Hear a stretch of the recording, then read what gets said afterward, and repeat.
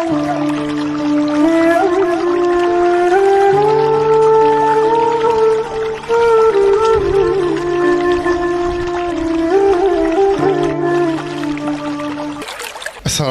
warahmatullahi wabarakatuh. Alhamdulillahirabbil alamin wassalatu wassalamu mursalin nabiyina wa bina Muhammadin wa ala alihi washabbihi ajmain. Amma ba'd.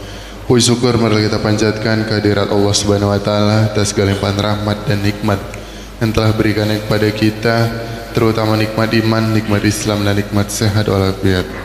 Salawat serta salam semoga terlimpah curahkan kepada junjungan kita Nabi Muhammad SAW, pada keluarga, sahabat dan para pengikutnya, dan yang mana mudah-mudahan kita termasuk ke dalam ikut beliau yang istiqomah menjalankan sunnahnya hingga akhir zaman. Amin ya rabbal alamin. Hadirin jemaah yang dirahmati Allah, alhamdulillah pada hari ini kita masih berikan kesempatan untuk berkumpul di Masjid An-Nur ini dalam rangka melaksanakan kewajiban kita di pagi hari ini, yaitu yang pertama melaksanakan sholat subuh berjamaah, dan yang kedua insya Allah dilanjutkan dengan kewajiban kita dalam menuntut ilmu. Alhamdulillah pada pagi hari ini telah hadir bersama kita yang kita muliakan Al-Ustadz Yusuf Akbar LC yang akan menyampaikan tausiahnya dengan mengambil tema amalan tergantung pada akhirnya. Baik, untuk itu kepada yang kita muliakan Al-Ustadz Yusuf Akbar LC dipersilahkan untuk menyampaikan tausiahnya. Terima kasih. Assalamualaikum warahmatullahi wabarakatuh. Bismillahirrahmanirrahim. Assalamualaikum warahmatullahi wabarakatuh. Alhamdulillah, alhamdulillahi ala ihsanihi wa syukru lahu ala taufiqihi wa amtinanihi.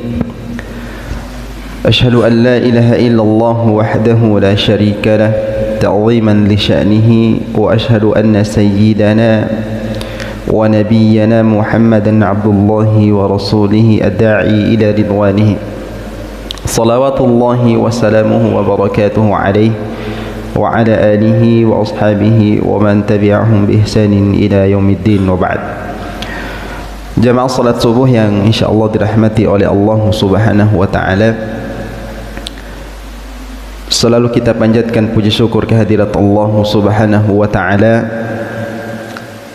yang dimana pada pagi hari yang berbahagia ini Allah Subhanahu wa ta'ala masih memberikan kepada kita semua dua nikmat yang begitu besar, nikmat keislaman dan keimanan kita kepada Allah Subhanahu wa ta'ala, dan mudah-mudahan kedua nikmat ini selalu berada di dalam hati kita sampai nanti kita diwafatkan dalam keadaan yang husnul khatimah. Salawat dan salam tidak lupa kita sampaikan dan haturkan buat Rasul yang mulia, baginda kita Muhammadin sallallahu alaihi wasallam, beserta buat keluarga besar beliau, para sahabatnya, para tabi'in, atba'ut tabi'in, dan orang-orang yang selalu istiqamah menjalankan sunnah dan syariat yang telah Nabi sallallahu alaihi wasallam perjuangkan. Dan kita berharap kepada Allah, mudah-mudahan jamaah sekalian kita yang berada di tempat ini menjadi bagian daripada umat beliau yang akan mendapatkan syafaatnya nanti di hari kiamat. Ma'asyiral muslimin yang dirahmati oleh Allah Subhanahu wa ta'ala, di dalam kitab Al-Hulalul Bahiyah fi syarhi Al-Arba'in An-Nawawiyah, di hadis yang keempat, Rasul sallallahu alaihi wasallam jamaah sekalian menyebutkan, inna ahadakum la ya'malu bi'amali ahli al-jannati hatta ma yakunu bainahu wa bainal jannati illa dhira'. Akan ada seseorang, kata Nabi sallallahu alaihi wasallam, yang beramal dengan amalan surga sampai jaraknya orang tersebut dengan surganya Allah Subhanahu wa ta'ala illa dhira'. Mungkin sering kita dengarkan kata dhira' jamaah sekalian. Dhira' ini satu hasta. Berapa kira-kira hitungannya? Berapa? 45 sampai 50 cm. Jadi Nabi SAW mengatakan akan ada sekelompok manusia yang melakukan amalan ahli surga sampai jaraknya orang tersebut dengan surganya Allah Subhanahu wa taala tinggal berapa? Satu hasta. Fayasbiqu alaihi alkitab, akan tetapi jamaah sekalian yang dirahmati oleh Allah Subhanahu wa taala, akhir daripada kehidupan orang tersebut karena catatan amalannya sudah ditentukan oleh Allah Subhanahu wa taala, fayamalu bi'amali ahlin nar, di akhir kehidupannya dia melakukan satu amalan penduduk neraka, fayadkhuluha, sampai dia dimasukkan ke dalam nerakanya Allah Subhanahu wa taala. Maka jamaah sekalian yang dirahmati oleh Allah Azza wa Jalla, dalam hal ini akan muncul pemahaman di kalangan kita yang berkaitan dengan masalah takdirnya Allah Subhanahu wa taala. Pemahaman yang pertama, kelompok yang mengatakan, yang biasa kita kenal dengan at-Taifatul Jabariyah, kelompok yang mengatakan bahwa kita ini hidup di bawah paksaan Allah Subhanahu wa taala. Lalu yang kedua at-Taifatul Qadariyah, yang mengatakan bahwa kita semua hidup di bawah takdirnya Allah dan kita tidak memiliki pilihan untuk memilih jalan yang mana yang harus kita tempuh. Kalau kita yang mana kira-kira Bapak Ibu sekalian? Yang pertama, kelompok yang mengatakan bahwa kita dipaksa hidup di bawah ketetapan Allah. Yang kedua Al-Qadariyah, jadi tidak ada pilihan lagi buat kita, pokoknya takdir Allah, mau bermaksiat, mau ibadah kepada Allah, itu semuanya adalah takdirnya Allah. Kalau kita kelompok yang mana Bapak Ibu? Ya, kelompok yang ketiga yang menggabungkan antara keduanya.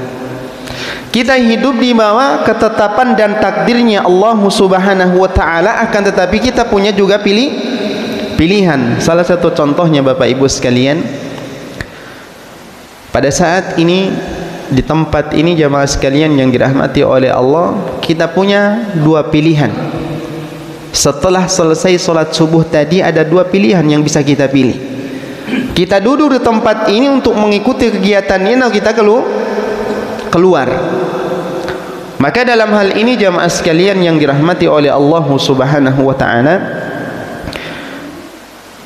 yang berkaitan dengan hadis Nabi sallallahu alaihi wasallam tadi, ada penduduk ataupun sekelompok manusia yang melakukan amalan penduduk surga, akan tetapi catatan amalannya itu sudah ditetapkan oleh Allah, tetapi nanti di akhir pada kehidupannya dia melakukan satu amal ahli neraka sehingga dia dimasukkan ke dalam neraka. Begitupun sebaliknya jamaah sekalian. Wa inna ahdakum, kata Nabi sallallahu alaihi wasallam, la ya'malu bi'amali ahli nari hatta ma yakunu bainahu wa bainaha illa dhira. Akan ada sekelompok manusia pula yang melakukan amalan penduduk neraka, akan tetapi di akhir daripada kehidupannya yang dengan amalan tadi jaraknya dia dengan nerakanya Allah Subhanahu wa taala tinggal satu hasta. Fayasbiqu alaihi alkitab, catatan amalan itu sudah ditetapkan oleh Allah, fayamalu bi'amali ahli jannati fayadkhuluha, di akhir daripada kehidupannya dia melakukan satu amal ahli surga sehingga dia dimasukkan ke dalam surganya Allah Subhanahu wa taala. Nah, pertanyaan buat jamaah sekalian, kira-kira apa sebabnya ma'asyiral muslimin kita kenal dan kita mengetahui bahwa Allah Subhanahu wa taala adalah zat yang tidak akan pernah menzalimi hambanya. Lalu kenapa tadi jamaah sekalian ada orang yang misalkan 45 tahun ia hidup, 44 tahunnya dia melakukan amalan ahli surga, akan tetapi 1 tahun terakhir dalam kehidupannya dimasukkan oleh Allah Subhanahu wa taala ke dalam neraka, disebabkan karena selama 1 tahun itu dia melakukan amalan penduduk neraka. Berarti 44 tahun lamanya tidak ada sedikit pun nilainya di hadapan Allah. Kenapa jamaah sekalian? Akan ada hadiahnya dari kami. Kenapa dia bisa dimasukkan ke dalam neraka padahal dia memiliki tabungan amalan yang begitu banyak di hadapan Allah? Ayo Bapak Ibu sekalian, ini jamaahnya pada tawadhu, Masya Allah. Amalan ditentukan di akhir. Masih ada jawaban yang lebih tepat. Apa kira-kira jamaah sekalian? Kita kenal bahwa Allah Subhanahu wa taala zat yang maha mulia. Zat yang maha mulia, akram min 'abadihi. Allah itu jauh lebih mulia dibandingkan hambanya. Kenapa jamaah sekalian? Maka dalam hal ini jamaah sekalian kita mengutip perkataan Syekhul Ibnu Utsaimin rahimahullahu taala. Beliau mengatakan hatta ma yakunu bainahu wa bainaha illa dhira, sampai jaraknya orang tadi dengan surganya Allah Subhanahu wa taala sehasta. Yang dimaksud itu jamaah sekalian, beliau mengatakan laisal muradu anna amalahu awsalahu ila hadzal makan. Yang beliau katakan adalah bukan berarti dengan amalan ahli surga tadi yang menyampaikan orang tersebut jaraknya sampai pada tinggal satu hasta. Akan tetapi yang beliau katakan adalah dalam hal ini jamaah sekalian yang dirahmati oleh Allah Subhanahu wa taala, ada orang yang selama masa hidupnya melakukan amalan ahli surga, akan tetapi ia badulin nasi, hanya sekedar ia tunjukkan bahwa itu adalah amalan penduduk surga. Maksudnya begini jamaah, misalkan tadi 45 tahun yang kita sampaikan, 44 tahunnya dia melakukan amalan ahli surga, tetapi selama 44 tahun ia lakukan itu, amalan tersebut hanya sekedar ia ingin menunjukkan kepada siapa? Kepada manusia. Sampai nanti ajalnya itu dekat, Allah Subhanahu wa taala ingin menunjukkan kepadanya bahwa sehingga dia jatuh dalam amalan penduduk neraka, sehingga dengan amalan itulah ia dimasukkan ke dalam nerakanya Allah Subhanahu wa ta'ala. Sehingga yang 44 tahun tadi jamaah sekalian tidak sedikit pun diterima di sisi Allah, ataupun yang biasa kita kenal dengan riya. Makanya dalam hal ini jamaah sekalian, Bunda Aisyah radhiyallahu taala anhu jamaah sekalian pernah bertanya kepada baginda Rasul sallallahu alaihi wasallam. Mungkin pernah kita sampaikan di sini di kajian paling pertama, di 10 kiat dalam proses tazkiyatun nafs. Ada satu kiat yang dimana Syekh Abdul Razak dalam kitabnya Asru Qawaid fi Tazkiyatin Nafs mengutip satu ayat Allah Subhanahu wa taala di dalam Quran surah Al-Mu'minun ayat yang ke-60. Allah Subhanahu wa taala mengatakan walladzina yu'tuna ma ataw wa qulubuhum wajillah annahum ila rabbihim raji'un. Bunda Aisyah bertanya tentang ayat ini jamaah sekalian. Allah Subhanahu wa taala berfirman, adapun orang-orang yang mengeluarkan apa yang telah mereka keluarkan wa qulubuhum wajillah, kan tetapi jamaah sekalian hati orang tersebut penuh dengan ketakutan. Maka Bunda Aisyah bertanya kepada Rasul sallallahu alaihi wasallam, ya Nabi Allah, ahumul ladzina yashrabuna al-khamra wa yasriqun? Wahai Nabi Allah, apakah yang dimaksudkan oleh Allah di dalam ayat ini yang ada rasa ketakutan di dalam hati mereka adalah mereka yang mencuri dan meminum minuman khamar? Kata Nabi sallallahu alaihi wasallam, la ya binta Siddiq, bukan, kata beliau. Walakinnahumul ladzina yusallun wa yasumun wa yatasaddaqun. Mereka yang takut yang Allah sebutkan dalam ayat tadi adalah mereka yang salat, mereka yang puasa, dan mereka yang mengeluarkan zakat. Kira-kira jamaah sekalian, kenapa orang yang melaksanakan ibadah salat, yang berpuasa, yang mengeluarkan zakat ini ada rasa ketakutan di hadapan Allah Subhanahu wa taala? Kalau yang masih ingat pada pertemuan paling pertama kami berada di tempat ini, atau sudah lupa jamaah? Lupa. Apa kira-kira jamaah? Kenapa mereka takut? Padahal mereka melaksanakan salat, mereka melaksanakan puasa, mengeluarkan zakatnya dan semua perintahnya Allah Subhanahu wa taala dikerjakan oleh mereka. Tetapi kenapa mereka takut, ma'asyiral muslimin? Rasul sallallahu alaihi wasallam, jamaah sekalian, walakinnahum yakhafuna alla tuqbala minhum. Orang tadi takut kepada Allah jangan sampai amalan mereka tidak diterima. Itu keadaan para salaf dulu. Berbeda dengan kita sekarang, jamaah sekalian. Terkadang kita setelah melaksanakan ibadah kepada Allah, kita merasa ujub atas ibadah yang kita laksanakan, berbangga diri kepada manusia. Kadang-kadang kita mengatakan dan melihat orang tidak pernah sholat, oh dia penduduk neraka, dia tidak pernah sholat. Jangan pernah kita menghukumi seseorang atas kesalahan dan kemaksiatan yang mereka lakukan pada saat ini. Bisa jadi orang yang kita anggap adalah orang yang sangat rendah bagi kita, tetapi di akhir daripada hayatnya dia bertobat dan beristighfar kepada Allah, sehingga dengan taubatannya itu dia dimasukkan ke dalam surga. Sehingga kita yang merasa diri paling baik, paling banyak ibadahnya, paling rajin ibadah kepada Allah, di akhir daripada kehidupan kita mati dalam keadaan apa? Su'ul khatimah, wal iyadzu billah. Mungkin Bapak Ibu sekalian pernah membaca satu hadis di dalam kitab Riyadhus Shalihin, bab tentang taubat.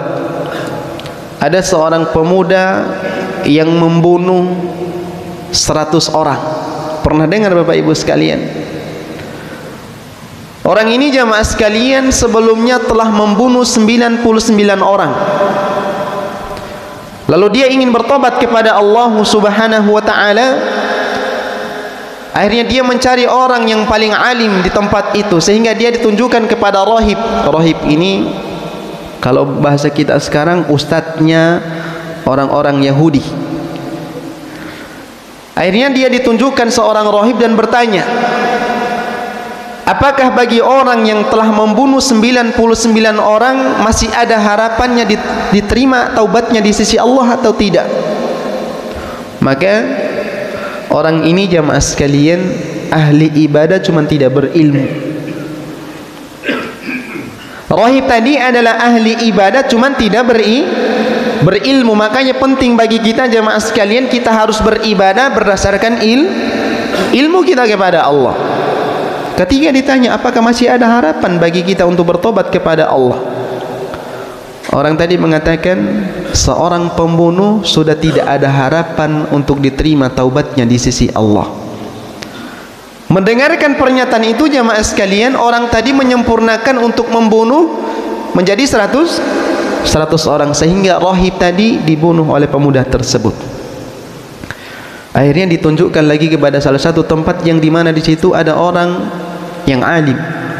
Lalu dia bertanya, apakah masih ada harapan bagiku untuk bertobat kepada Allah Subhanahu wa taala setelah aku membunuh 100 orang? Maka orang tadi mengatakan, sangat terbuka pintu maaf di hadapan Allah. Apa yang akan menghalangi engkau dengan taubatnya Allah Subhanahu wa taala? Tidak ada yang bisa menghalanginya. Karena Allah Subhanahu wa taala telah menyampaikan di dalam Al-Qur'an, "Qul ya ibadiyalladzina asrafu ala anfusihim la taqnatu min rahmatillah. Innallaha yaghfiru dzunuba jami'a." Wahai hamba-hambaku, kata Allah Subhanahu wa taala yang telah melampaui batas atas dirinya, la taqnatu min rahmatillah. Janganlah kalian berputus asa dari rahmat Allah Subhanahu wa taala. Innallaha yaghfiru dzunuba jami'a. Sesungguhnya Allah Subhanahu wa taala, jamaah sekalian, adalah zat yang maha mengampuni semua dosa sampai dosa kesyirikan. Kalau seandainya kita bertobat kepada Allah Subhanahu wa taala, maka dosa itu akan diampuni oleh Allah. Maka anak muda tadi, jamaah sekalian, mendengarkan pernyataan itu, maka ulama yang tempat ia bertanya tadi mengatakan, pergilah engkau ke tempat di negeri seberang sana, maka di situ ada masyarakat yang mereka ya'budunallaha, mereka beribadah kepada Allah Subhanahu wa taala, fa'budillaha ma'ahum, maka engkau beribadahlah bersama dengan mereka. Yang menjadi saksi pembahasannya adalah, jamaah sekalian, anak muda tadi yang telah membunuh 100 orang itu belum sampai pada tempat tujuan yang telah dipesankan oleh ulama tadi, di pertengahan jalan ia diwafatkan, dipanggil oleh Allah Subhanahu wa ta'ala. Pertanyaan buat kita jamaah, apakah orang tadi yang telah membunuh 100 orang itu akan dimasukkan ke dalam neraka atau ke dalam surga? Ya, dia belum beramal apapun jamaah, hanya sekedar ditunjukkan tempat yang dimana tempat itu di dalamnya masyarakatnya menyembah Allah Subhanahu wa ta'ala. Di pertengahan jalan dia dipanggil oleh Allah Subhanahu wa ta'ala. Datang dua malaikat jamaah, malaikat yang akan membawanya ke surga dan malaikat yang satu lagi yang akan membawanya ke neraka untuk diazab oleh Allah Subhanahu wa ta'ala. Terjadi perselisihan. Malaikat yang membawanya di dalam surga ini jemaah sekalian, dia mengatakan dia sudah berniat untuk bertobat kepada Allah Subhanahu wa ta'ala. Malaikat azab mengatakan dia belum pernah melakukan satu amal kebaikan, bagaimana mungkin dia akan dibawa ke dalam surga. Sehingga jemaah sekalian, dalam hadis tersebut disebutkan datang malaikat yang ketiga yang menyerupai manusia yang menjadi hakim antara kedua malaikat yang berselisih tadi. Malaikat yang ketiga ini mengatakan, silahkan kalian ukur, katanya, jarak dari tempat ia membunuh orang tersebut dan jarak dengan tempat tujuan yang dimana ada manusia yang menyembah Allah di tempat itu, mana kira-kira yang lebih dekat. Sehingga diukurlah jamaah sekalian, tempat yang paling dekat adalah tempat tujuannya di mana manusia di dalamnya menyembah Allah Subhanahu wa ta'ala. Maka dengan azam yang kuat dan tekad yang kuat itu untuk bertobat kepada Allah, sehingga ia dibawa oleh malaikat yang akan membawanya ke dalam surganya Allah Subhanahu wa ta'ala.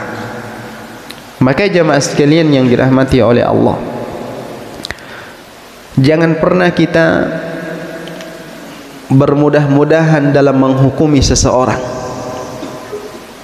walaupun dia pezina. Jamaah sekalian, peminum minuman khamar, pemakai narkoba, jangan sampai kita langsung mengatakan ente ini penduduk neraka. Tidak boleh jamaah. Ada satu ungkapan yang sampai saat ini kami masih ingat, ungkapan seorang dosen kami yang berasal dari Sudan. Ketika kami masih studi di Saudi, beliau mengatakan, antum, katanya, fala tahkumul akharin bidzawahirihim, jangan sampai kalian ataupun antum menghukumi seseorang itu dari sisi luarnya saja. Karena kita tidak tahu jamaah sekalian, akhir daripada kehidupan kita ini kita ke neraka atau ke surga. Ayat yang sering disampaikan oleh para khotib ini di atas mimbar ma'asyiral muslimin, apa ayatnya? Apa ayatnya jamaah? Yang sering disampaikan oleh para khotib ketika berwasiat. Apa jamaah? Ya ayyuhalladzina amanu taqullaha haqqa tuqatihi wa la tamutunna illa wa antum muslimun. Masih diingatkan oleh Allah. Seruan yang pertama, kita disuruh bertakwa kepada Allah Subhanahu wa ta'ala, lalu kemudian wala tamutunna illa wa antum muslimun, dan janganlah kalian mati kecuali dalam keadaan Islam. Kenapa Allah masih ingatkan kita jamaah? Karena kita tidak tahu arah daripada kehidupan kita ini kemana. Apakah kita akan dimudahkan oleh Allah Subhanahu wa ta'ala diwafatkan dalam keadaan yang husnul khatimah atau sebaliknya? Maka Nabi SAW jamaah sekalian sering berdoa kepada Allah Subhanahu wa ta'ala dengan doa, ya muqallibal qulub tsabbit qalbi ala dinik, wa ya musarrifal qulub sarrif qalbi ila ta'atik. Itu seorang nabi jamaah sekalian meminta kepada Allah akan ketetapan hatinya di atas agama Allah, dan hati belum meminta kepada Allah supaya dipalingkan kepada ketaatan kepada Allah Subhanahu wa ta'ala. Lantas bagaimana dengan kita jamaah? Seorang nabi pun bukan kita. Amal kebaikan kita belum tentu diterima di sisi Allah, sedangkan kesalahan, kemaksiatan kita sudah pasti dicatat oleh Allah Subhanahu wa ta'ala. Maka jamaah sekalian, jangan sampai kita masuk dalam golongan orang-orang yang disebutkan oleh Al-Imam Al-Hasan Al-Basri. Beliau memberikan perbedaan antara orang mukmin dan orang munafik. Kata beliau, al-mu'minu jama'a ihsanan wa syafaqatan. Orang yang beriman itu selalu memperbanyak amal ibadahnya kepada Allah. Tetapi di satu sisi mereka takut jangan sampai amalan mereka tidak diterima. Wal munafiqu, adapun orang-orang munafik jamaah sekalian, jama'a isaatan wa amna. Selalu melakukan kemaksiatan, lalai untuk beribadah kepada Allah, akan tetapi mereka merasa aman daripada azab Allah Subhanahu wa ta'ala. Maka jangan sampai kita masuk dalam golongan manusia yang kedua, tidak pernah beribadah kepada Allah, merasa aman pula daripada azab Allah Subhanahu wa ta'ala. Maka jamaah sekalian yang berkaitan dengan masalah ini, Nabi SAW di dalam hadis Bukhari juga mengatakan bahwa innamal a'malu, kita ulangi lagi, innamal a'malu binniyat atau bil khawatim. Kita lagi bahas masalah penutup ataupun akhir daripada kehidupan kita. Innamal a'malu bil khawatim, bukan binniyat, ya. Sesungguhnya amalan itu tergantung daripada akhirnya. Maka dalam hal ini jamaah sekalian yang dirahmati oleh Allah Subhanahu wa ta'ala, kalau seandainya ada orang yang sudah sekian lama diberikan kesempatan hidup oleh Allah Subhanahu wa ta'ala, karena fitrahnya semakin bertambahnya umur kita maka akan semakin dekat dengan kematian. Para ulama kita mengatakan bahwa semakin bertambahnya umur mereka akan tetapi semakin jauh daripada kehidupan dan ketaatannya kepada Allah, maka ini adalah orang yang tidak bersyukur kepada Allah. Maka yang berkaitan dengan masalah ini, ma'asyiral muslimin, ada ungkapan bahwa kehidupan yang terbaik itu adalah man tala umruhu wa hasuna amaluhu. Barang siapa yang diberikan umur yang panjang dan juga selalu memperbaiki amal perbuatannya. Maka ma'asyiral muslimin, kalau seandainya ada orang yang diberikan umur yang panjang dan dia semakin dekat dengan Allah Subhanahu wa ta'ala, maka itu bertanda bahwa Allah Subhanahu wa ta'ala mencintai orang tersebut supaya dia diwafatkan dalam keadaan yang husnul khatimah. Akan tetapi jamaah sekalian, ada orang yang telah diberikan umur yang panjang, man tala umruhu wa sa'a amaluhu. Umur telah Allah Subhanahu wa ta'ala sekian tahun diberikan, puluhan tahun lamanya dia hidup di atas muka bumi. Akan tetapi selama masa hidup yang Allah berikan itu, wa sa'a amaluhu, amal perbuatannya itu sangat jauh daripada ketaatan kepada Allah. Maka itu adalah orang-orang yang sangat merugi di hadapan Allah Subhanahu wa ta'ala. Maka ma'asyiral muslimin yang dirahmati oleh Allah Subhanahu wa ta'ala, berkaitan dengan syarah hadis tadi, Mansur As-Suqub mengatakan, wa fi hadhihi al-jumlati bayanun anna al-a'mala bil khawatim. Hadis tadi menjelaskan bahwa amalan itu tergantung daripada akhirnya. Wa hadha alladhi yaj'alu al-insan yas'alu Allah da'iman an yuhsina lahu al-khatimah wa an yukhtima lahu bi khairin. Maka dengan masalah ini jemaah sekalian, kita sudah mengetahui bahwa kehidupan kita ini ditentukan oleh akhirnya. Maka jangan sampai kita lupa untuk terus meminta kepada Allah Subhanahu wa ta'ala supaya kita diwafatkan dalam keadaan yang terbaik. Minta kepada Allah jemaah. Pernah tidak kita minta untuk diwafatkan dalam keadaan husnul khatimah? Karena kadang-kadang kita jemaah sekalian sering meminta kenikmatan dunia semata, akan tetapi meminta Allahumma rzuqna husnal khatimat jarang sekali kita minta. Terkadang kita meminta rezeki kepada Allah, lupa kita meminta untuk diampuni dosa dan kemaksiatan kita, lupa kita meminta kepada Allah supaya kita diwafatkan dalam keadaan husnul khatimah. Dan ingat ya mas sekalian, seseorang akan diwafatkan sesuai dengan kebiasaannya. Ini satu kunci yang harus kita pegang. Kalau seandainya kita selalu dalam ketaatan, selalu dalam majelis ilmu, selalu berzikir kepada Allah, membaca Al-Quran, bertutur kata yang baik, maka itu sebagai tanda dari Allah Subhanahu wa ta'ala kita akan diwafatkan dalam keadaan husnul khatimah. Wassalafu rahimahumullahu kanu yakhafuna min su'il khatimah.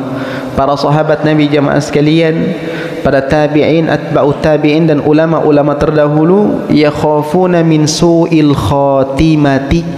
Mereka sangat takut akan wafat dalam keadaan yang su'ul khatimah. Kalau kita Bapak Ibu sekalian, kadang-kadang tidak ada rasa ketakutan kita diwafatkan dalam keadaan yang su'ul khatimah. Yang penting kita nikmati saja dunia yang Allah berikan ini. Maka Bapak Ibu sekalian dirahmati oleh Allah Subhanahu wa ta'ala, selagi kita diberikan kesempatan hidup oleh Allah Subhanahu wa ta'ala, maka mari kita manfaatkan dengan sebaik mungkin. Kemudian jamaah sekalian yang dirahmati oleh Allah Subhanahu wa ta'ala, yang disebutkan oleh Syekh Mansur As-Suqub rahimahullahu ta'ala dalam kitabnya wal wajibu 'alal insani an yas'a li tahsili sa'adati wa tahsili tariqil jannati. Maka wajib bagi setiap di antara kita yang berada di tempat ini Bapak Ibu sekalian untuk berusaha menapaki jalan orang-orang yang mendapatkan kebahagiaan dan balasan surga di sisi Allah Subhanahu wa ta'ala. Karena tidak mungkin kita akan dimasukkan ke dalam surga melainkan kita harus mengikuti jalan yang telah diajarkan oleh baginda Rasul sallallahu alaihi wasallam. Lalu kemudian ma'asyiral muslimin, yang disampaikan oleh beliau, wa sa'yuhu laha dalilun ala annahu min ahliha. Usaha yang kita lakukan menempuh jalan penduduk surga itu adalah sebagai tanda dari Allah Subhanahu wa ta'ala kita akan termasuk golongan hamba yang diwafatkan dalam keadaan yang husnul khatimah. Ma'asyiral muslimin yang dirahmati oleh Allah Subhanahu wa ta'ala, terkadang ma'asyiral muslimin ada orang yang dimudahkan oleh Allah Subhanahu wa ta'ala untuk melakukan kebaikan, dan ada orang yang sangat berat untuk melakukan kebaikan. Kira-kira apa sebabnya ma'asyiral muslimin? Ini masih banyak nih saudara-saudara kita yang tidak bangun untuk menjalankan sholat subuh masih banyak. Kenapa kira-kira jamaah sekalian kita dimudahkan untuk berada di tempat ini? Itu semua adalah taufik dari Allah Subhanahu wa ta'ala. Cuman kenapa ada saudara-saudara kita yang masih berat untuk bangun melaksanakan ibadah kepada Allah? Kenapa jemaah? Ya? Karena kemaksiatan kepada Allah. Nabi sallallahu alaihi wasallam mengatakan, "Idza aznaba 'abdun nukitat fi qalbihi nuqtatun sauda." Yang jikalau anak cucu Anda melakukan satu dosa jamaah sekalian, maka akan ada di dalam hatinya satu titik noda hitam. Satu titik itulah yang akan menghalangi kita daripada kebaikan yang bisa kita lakukan. Wa idza taba wastaghfara suqila qalbuhu. Yang jikalau kita bersegera untuk istighfar dan bertobat kepada Allah Subhanahu wa ta'ala, maka satu titik noda hitam tadi akan dihilangkan oleh Allah Subhanahu wa ta'ala, dan kita akan kembali dimudahkan untuk melakukan ketaatan kepada Allah Subhanahu wa ta'ala. Ma'asyiral muslimin azani Allah wa iyyakum. Kemudian beliau menyebutkan bahwa innar rajula la ya'malu bi'amali ahli al-jannati fima yabdu lin-nas wa huwa min ahli an-nar.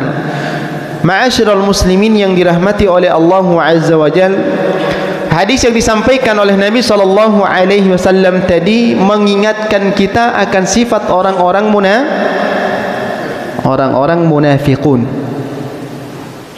Dia memperlihatkan bahwa dia adalah orang yang biasa melakukan amalan ahli surga, akan tetapi pada hakikatnya di dalam hatinya sekedar ingin mendapatkan pujian semata.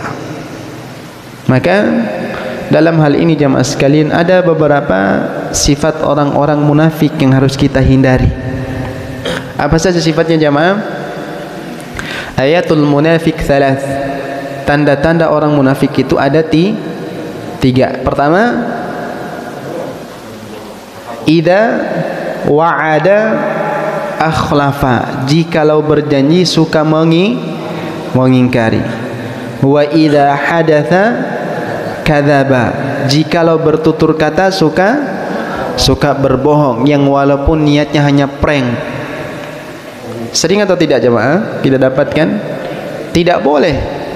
Yang ketiga, wa idza tumina khana, yang jikalau diberikan amanah suka mengkhianati. Maka yang berkaitan dengan masalah ini jamaah sekalian, jangan sampai amalan kebaikan yang memang akan mengantarkan kita kepada surga malah mengantarkan kita kepada nerakanya Allah Subhanahu wa taala, disebabkan adamul muwafaqati baina zahirihi wa batinihi. Tidak ada kesamaan antara sisi luar dan sisi dalam kita. Secara zahir kita menampakkan kita memakai kopiah, pakai pakaian yang sesuai dengan fitrahnya kaum muslimin, tetapi pada hakikatnya di dalam hati kita sangatlah buruk. Ma'asyiral muslimin, a'azani Allah wa iyyakum. Kemudian beliau mengatakan bahwa wa anna khatimatas su'i takunu bisababi dasisiyatin wa batinatin lil 'abdi la yatlu 'alaihin nas. Ma'asyiral muslimin yang dirahmati oleh Allah Subhanahu wa taala, penutup kehidupan terburuk itu jamaah sekalian tidak akan pernah terlihat sebelum kita diwafatkan oleh Allah Subhanahu wa taala. Maka ketika dari akhir pada kehidupan kita pasti akan diperlihatkan oleh Allah Subhanahu wa taala bahwa kita diwafatkan dalam keadaan yang su'ul khatimah. Bapak Ibu sekalian yang dirahmati oleh Allah Subhanahu wa taala, beliau mengatakan zahiru hadzal hadits anna al-umra wa miqdarul ajali yuktabu 'ala al-insani wa huwa fi batni ummihi. Ajal kita jamaah sekalian, kita termasuk golongan orang-orang yang bahagia atau golongan orang-orang yang sengsara nanti di hari kiamat. Dicatatnya kapan? Kapan itu semua dicatat jamaah sekalian? Ketika dalam perut ataupun rahim ibu kita, semuanya sudah ditetapkan oleh Allah Subhanahu wa taala ajal kita. Rezeki buat kita akan termasuk golongan yang mendapatkan kebahagiaan atau yang mendapatkan kesengsaraan nanti di hari kiamat. Ma'asyiral muslimin yang dirahmati oleh Allah Subhanahu wa taala, lalu yang terakhir yang ingin kami sampaikan dalam hal ini jamaah, al-hadru minal ujubi wal iktiraru bin nafsi. Hati-hati dengan penyakit ujub dan berbangga diri. Amalan yang kita lakukan jamaah sekalian, Nabi sallallahu alaihi wasallam mengatakan bahwa tidak akan bisa memasukkan kita ke dalam surganya Allah Subhanahu wa taala kecuali dengan rahmat Allah Subhanahu wa taala. Sampai Nabi kita mengatakan hatta ana, sampai saya pun, kata Nabi sallallahu alaihi wasallam, tidak akan pernah dimasukkan oleh Allah Subhanahu wa taala ke dalam surga kecuali dengan rahmat Allah Subhanahu wa taala, apalagi kita sebagai manusia biasa. Maka dalam hal ini, untuk mendapatkan rahmatnya Allah Subhanahu wa taala, maka kita harus memperbanyak amal ibadah kita kepada Allah Subhanahu wa taala, dan di satu sisi kita harus menjauhi sifat al-ujubu wal iktiraru bin nafsi, sifat ujub dan berbangga diri. Jangan sampai kita mengatakan aku adalah orang terbaik dan insyaallah akan masuk ke dalam surganya Allah Subhanahu wa taala, sedangkan yang lainnya pelaku maksiat itu adalah penduduk neraka. Waliyadzu billah. Ma'asyiral muslimin, a'azani Allah wa iyyakum. Itu yang bisa kami sampaikan. sisa waktu tinggal 7 menit untuk solat suruh, maka kita manfaatkan untuk sesi tanya jawab. Kalaupun ada sesuatu yang kurang jelas, maka kami sampaikan falyatafaddalu mashkura wa ma'jura. Baik, selanjutnya untuk sesi tanya jawab atau diskusi dipersilahkan kepada para jemaah jika ada yang ditanyakan. Assalamualaikum Ustaz, mau bertanya. Tadi Ustaz menyampaikan kisah ya, sabda Rasulullah SAW tentang kisah pembunuh 100 orang Ustaz ya, dimana pada akhirnya karena taubatnya sungguh-sungguh dibuktikan dengan perjalanan dia ke tempat tujuan, akhirnya dia diwafatkan dan dibawa oleh malaikat rahmat ya. Nah pertanyaannya Ustadz, bagaimana kalau seandainya saat itu diukur ya, kita berandai-andai diukur, ternyata masih dekat ke negeri asal dia tempat membunuh itu gitu. Nah apa yang terjadi, apakah dia tetap dimasukkan ke surga atau belum mendapat rahmat? Terima kasih Ustadz. Assalamualaikum warahmatullahi wabarakatuh. Assalamualaikum warahmatullahi wabarakatuh. Jamaah sekalian yang dirahmati oleh Allah Subhanahu wa taala, sesuai dengan yang disampaikan oleh para ulama kita, yang jikalau pada saat itu jaraknya dia dengan tempat ia membunuh itu jauh lebih dekat, maka dalam hal ini para ulama kita mengatakan di dalam kitab Riyadhus Shalihin, maka dia akan dimasukkan ke dalam nerakanya Allah Subhanahu wa taala. Sampai tadi malaikat yang sebagai hakim itu diutus oleh Allah Subhanahu wa taala untuk mengukur. Maka itu adalah sesuai dengan perintahnya Allah Subhanahu wa taala, dan ingin menunjukkan kepada kita bahwa jikalau memang tempat itu jauh lebih dekat dengannya, yaitu tempat keburukan tadi, maka dia tetap akan dimasukkan ke dalam nerakanya Allah Subhanahu wa taala.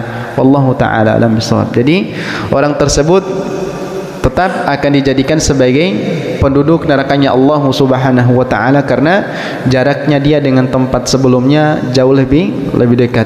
Tetapi qadarullah, dia telah ditetapkan oleh Allah Subhanahu wa taala untuk lebih dekat kepada tempat tujuannya, sehingga dia dibawa oleh malaikat rahmat dan dimasukkan sebagai penduduk surganya Allah Subhanahu wa taala. Wallahu taala bisawab.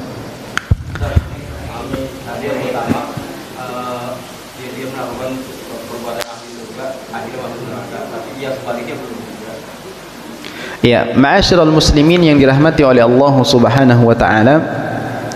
Ada tadi, wa inna ahdakum la ya'malu bi'amali ahli an-nari hatta yakunu bainahu wa bainan nari illa dhira fayasbiqu alaihi al-kitab fayamalu bi'amali ahli al-jannati fayadkhuluha.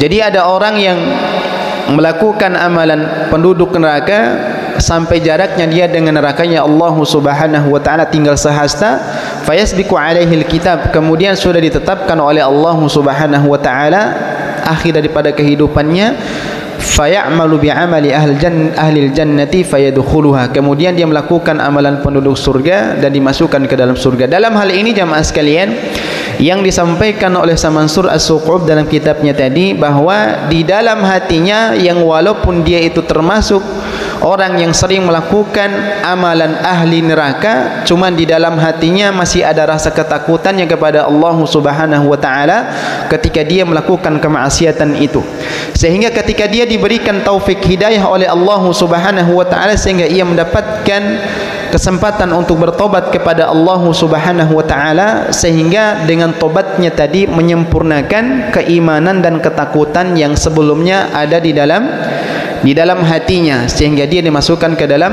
ke dalam surganya Allah Subhanahu wa taala dengan taubatan yang sebenar-benarnya taubatan nasuha. Ada berapa syarat jamaah sekalian? Syarat taubat ada 3. Yang pertama,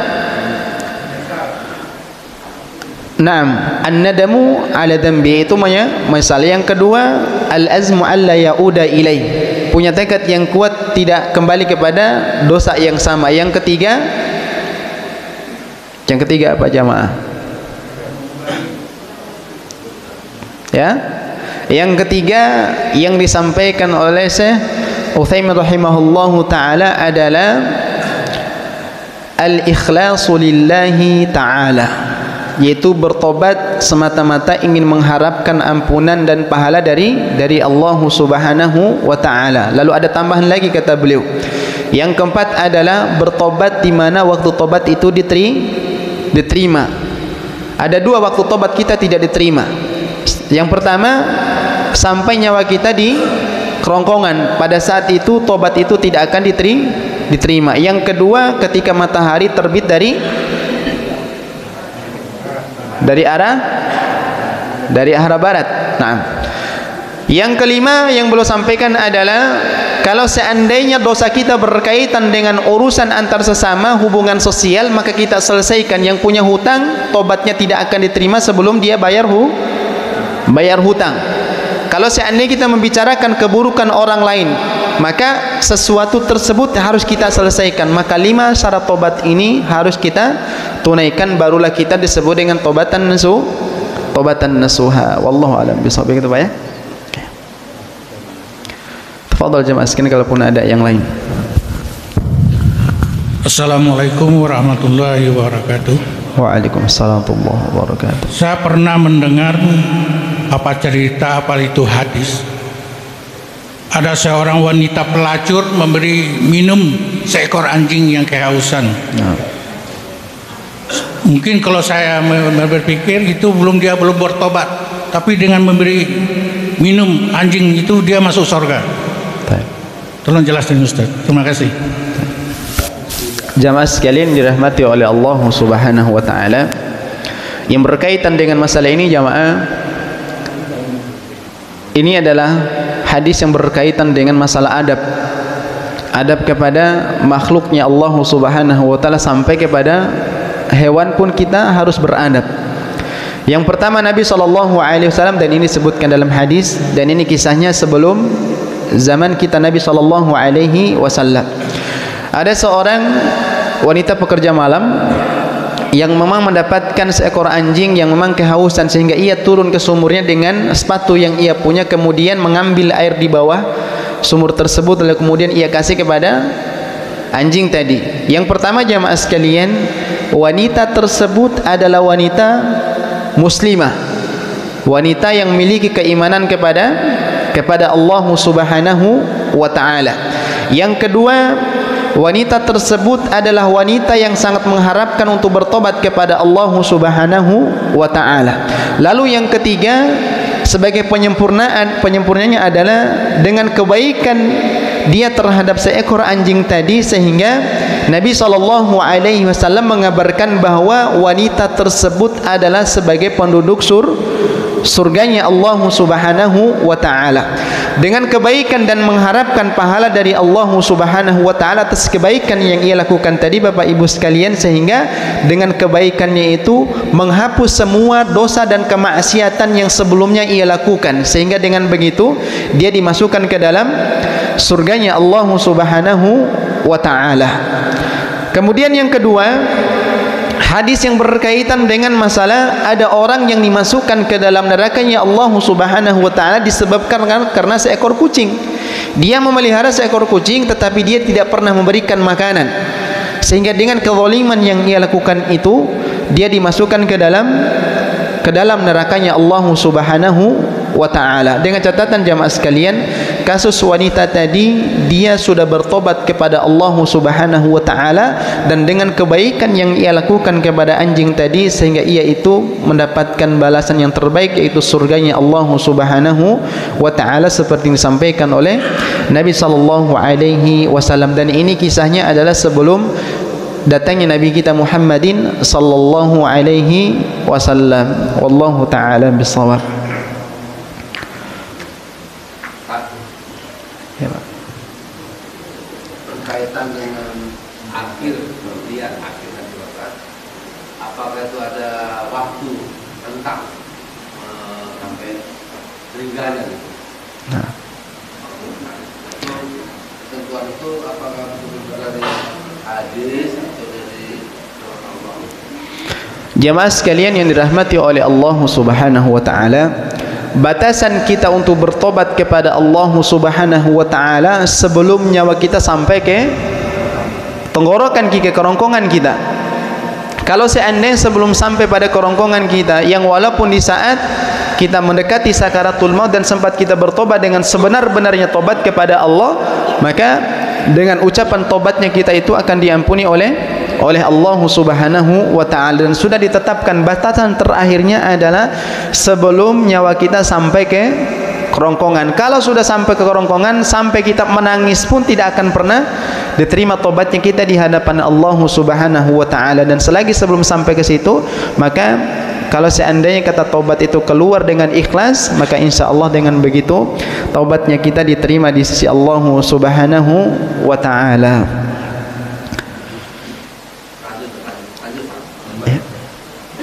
Batasnya itu maksudnya begini, misalnya saya meninggal sekarang, kelakuan saya akan bisa dinilai 40 hari sampai meninggal, itu kelakuan orang itu. Untuk batasan melaksanakan amalannya, jadi tidak ada batasan Pak. Walaupun 1 jam sebelum diwafatkan Bapak betul-betul menangis dan bertobat kepada Allah Subhanahu wa taala, maka akan dihitung sebagai wafat dalam keadaan husnul khatimah. Begitupun sebaliknya, misalkan kita meninggal 1 jam sebelum itu kita melakukan amalan kesyirikan misalkan yang membuat kita jatuh dalam kesyirikan besar, maka ketika kita wafat dan belum sempat bertobat kepada Allah, maka pada saat itu kita diwafatkan dalam keadaan yang terburuk karena ada dosa yang kita lakukan. Wallahu a'lam. Assalamualaikum warahmatullahi wabarakatuh.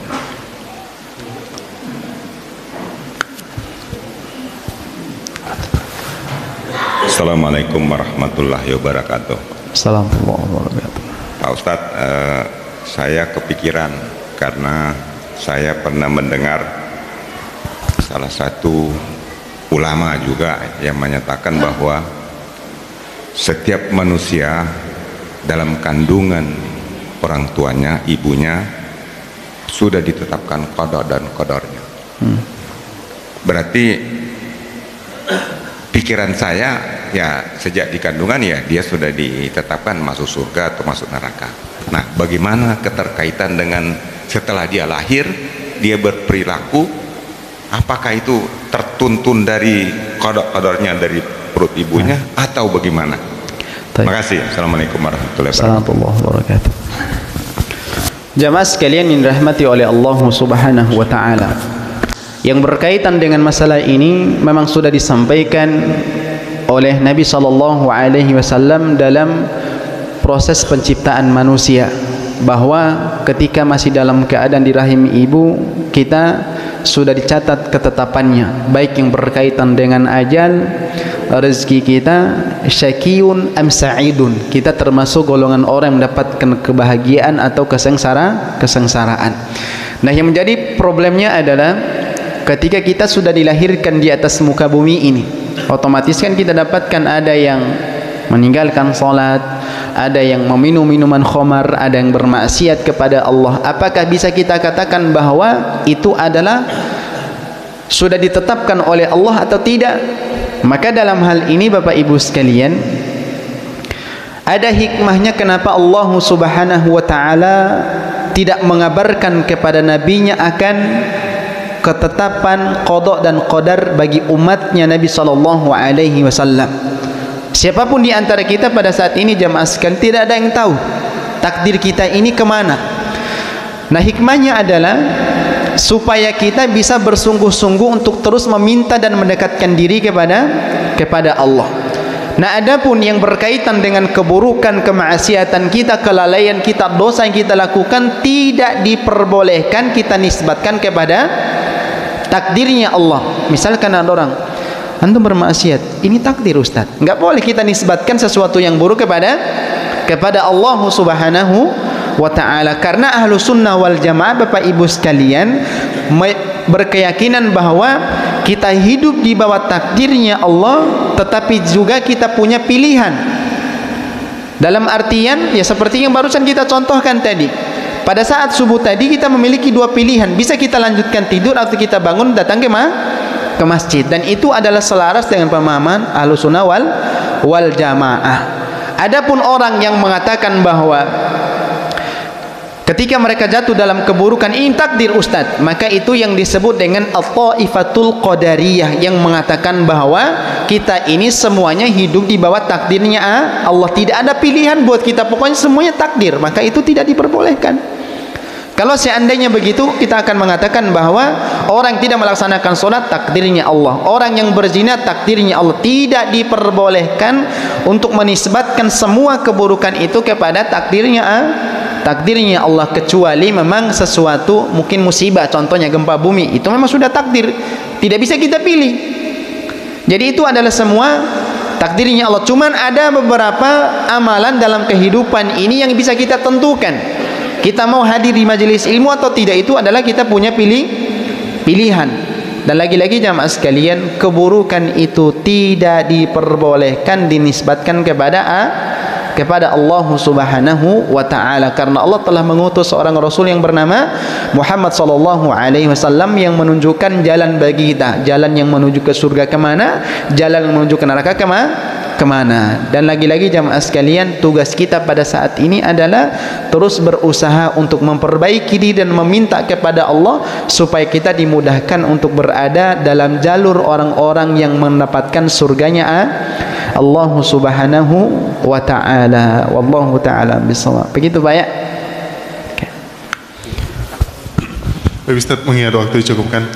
Terima kasih Ustaz atas materi yang diberikan. Semoga yang disampaikan tadi dapat bermanfaat bagi kita semua. Amin ya rabbal alamin. Selanjutnya mohon ditutup dengan doa Ustaz. Baik Bapak Ibu sekalian dirahmati oleh Allah Subhanahu wa taala. Alhamdulillah kegiatan kita sudah selesai dan kita berharap ilmu yang kita dapatkan tadi menjadi ilmu yang bermanfaat dan bisa kita terapkan dalam kehidupan kita, dan mudah-mudahan dengan ilmu yang kita dapatkan hari ini memudahkan kita untuk masuk ke dalam surganya Allah Subhanahu wa taala, dan mudah-mudahan Allah Subhanahu wa taala mengumpulkan kita nantinya di surganya Allah Subhanahu wa taala sebagaimana indahnya Allah mengumpulkan kita di tempat yang mulia ini. Amin ya rabbal alamin. Dan kita tutup dengan doa kafaratul majlis. Subhanakallahumma bihamdika asyhadu an la ilaha illa anta astaghfiruka wa atubu ilaik. Thumma assalamu alaikum warahmatullahi wabarakatuh.